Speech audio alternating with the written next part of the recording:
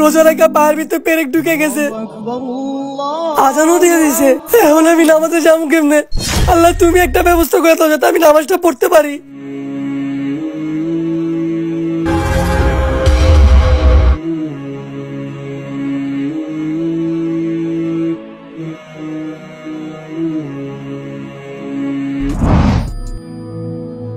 আরে ভাই, আপনার পায়ে কি হয়েছে? আপনি কোথায় যাচ্ছেন?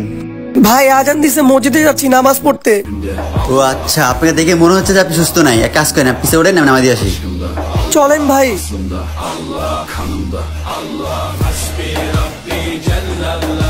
ভাই মসজিদ তো আইসা পড়ছে, আমি একটু হাঁটলে মসজিদে পৌঁছায় যাব। আচ্ছা ঠিক আছে ভাই। আরে ভাইরা তো শুকরিয়া জানাতে ভুলি নাই। ভাই হ্যাঁ ভাই বলেন। আপনাকে তো শুকরিয়া জানাতেই হয়।